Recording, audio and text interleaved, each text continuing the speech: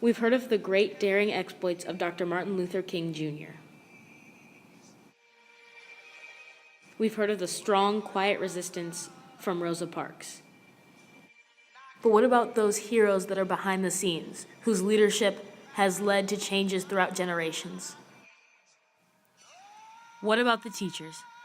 In this video, I hope to prove that African American educators have changed history throughout the civil rights movement.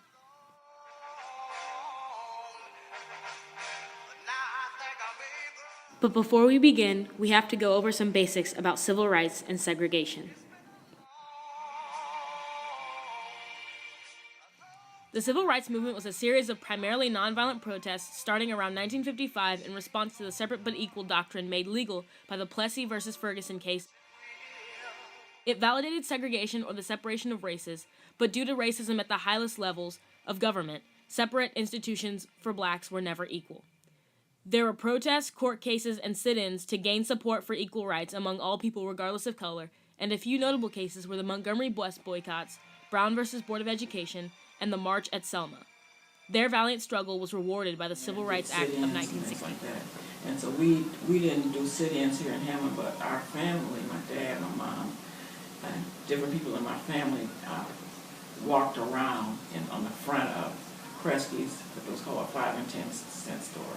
And we walked around there to try to show sympathy for the ones in the South. And now for the unsung heroes of our generation, the teachers. A very notable civil rights educator was W.E.B. Du Bois.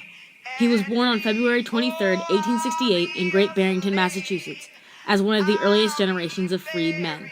He was a brilliant and very well-educated man, earning his doctorate in history from Harvard in 1895.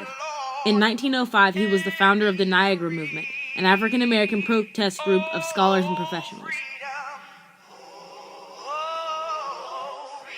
He is a part of this video because he knew the value that education would have on African Americans.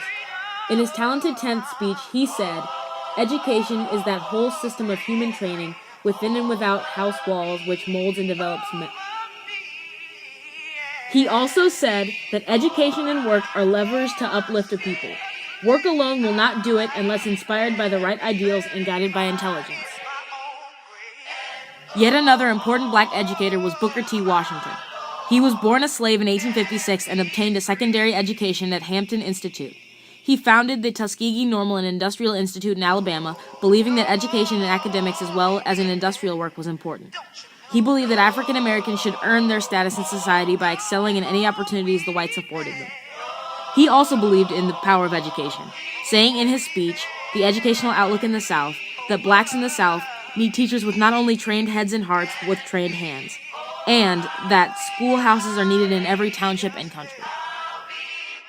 He has been compared to Du Bois because both advocated education, but differs from Du Bois in that rather than demanding immediate equality, he opted for gradual equality through economic success. Washington's outlook was different because he experienced the darkest side of racism.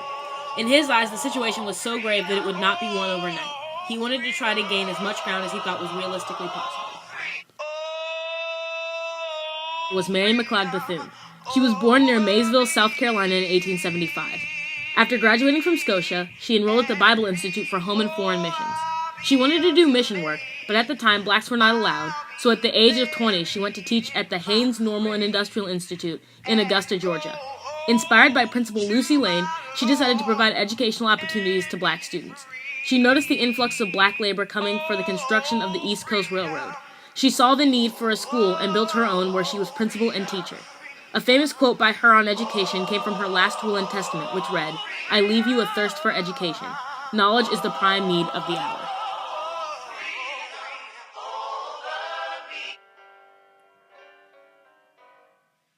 And though she is too humble to consider herself one of the great African American educators, this is the story of my grandmother, Annie Hicks.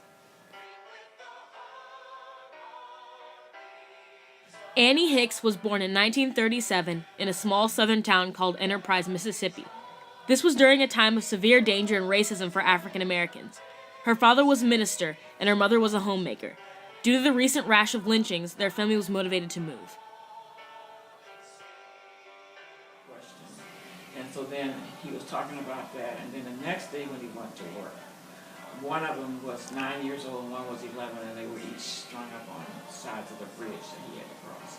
So then that's why he decided that they should move north so that my brothers especially would have a more safe life. After she married, she moved to Hammond, Indiana. She went to Ball State Teachers College. As was common for students at Ball State, she decided to become a teacher. It was then, at the young age of 21, that she realized that Hammond had no black educators. Because I never saw any teachers my race, or anybody in the Hammond schools. There were no custodians, no lunch people, nobody of color. So I always say, well, I want to stay here so I can be the first black teacher. When asked, the administration said that the city was not ready for integration. This is when my grandmother, who at this point was 4 years older than I am now, decided to sue the entirety of Hammond, Indiana for the right to teach. She's black, and he said, well, Reverend, actually, the board won't let me hire colored teachers. The board has my hands tied. So then I went back to Ball State because I was coming out in 3 years, and so I went back to summer so I could finish up my degree. And my dad kept in touch with Mr. Caldwell. So he would call him and he would write, and he loved to write letters. And he would write, and finally Mr. Caldwell said, Reverend, if Annie gets a job here, it'll be over my dead body.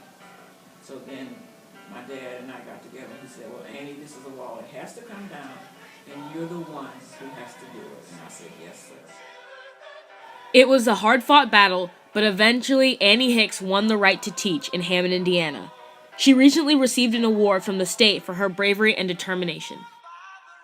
African American teachers have used their talents to change the course of the civil rights movement, whether it was paving the way for future black teachers like my grandmother, or building a new school or organization like Bethune, Dubois, and Washington. Because of their struggles, African American teachers are more prevalent than before. African American students have equal opportunity for quality education, and discrimination has decreased. The struggle for black educators is unfortunately still prevalent, but these extraordinary heroes have proven that in the face of adversity, determination will succeed. Students. Well, the only thing I would like to add is don't just think that you're the only person, you're only one person, that you can't do anything, but you can.